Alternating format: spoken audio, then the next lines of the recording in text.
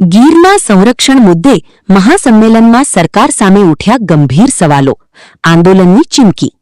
જૂનાગઢના ભવનાથ તળેટીમાં ગીરના જંગલો અને એશિયાટિક સિંહોના સંરક્ષણ મુદ્દે મહાસંમેલન યોજાયું હતું.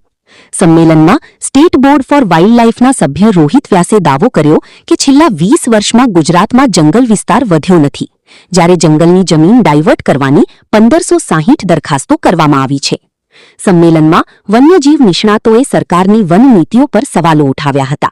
સાથે જ માઇનિંગ, ગેરકાયદે રિસોર્ટ્સ અને જંગલ સંરક્ષણ મુદ્દે માંગણીઓ રજૂ કરી ચેતવણી આપવામાં આવી કે માંગણીઓ નહીં સ્વીકારાય તો રાજ્યવ્યાપી આંદોલન શરૂ કરવામાં આવશે.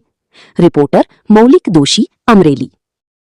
બાબરકોટ ગામની જે 75 હેક્ટર જેટલી જમીન છે એ આપ સૌ જોઈ રહ્યા છો કે આ 75 હેક્ટર જમીન જે બાબરકોટ ગામના સર્વે નંબર 69 પૈકીના સર્વે નંબરમાં આવેલી છે અને આ 75 હેક્ટરની જમીનની મંજૂરીની ઝુંબેશ આજે સરકાર અને વનતંત્ર સાથે મળીને બંનેની મિલીભગતથી મંજૂરીની આજે જે ઝુંબેશ ચાલી રહી છે.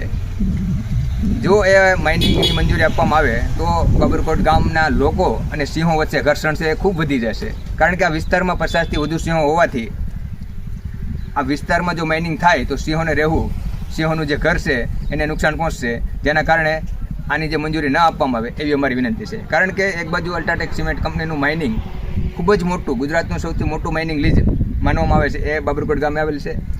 જેના કારણે આ મંજૂરી આપે તો સિંહોને રહેવું માટે અહીંયા ખૂબ મુશ્કેલ થશે, લોકોને રહેવું ખૂબ મુશ્કેલ થશે. આજે વારંવાર બાબરકોટ ગામના પશુઓના મારણ કરતા હોય, લોકો ઉપર હુમલાઓ થતા હોય એવા બનાવો છે સતત બનતા રહે છે.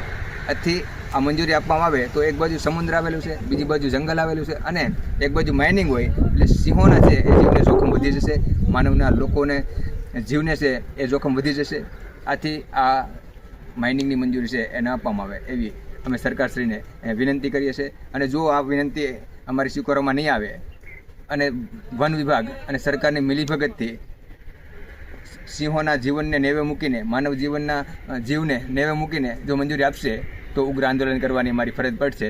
એની ખાસ નોંધ લઈ આજરોજ અમે સરકારશ્રીને સોશિયલ મીડિયાના મારફતે જણાવીએ છીએ.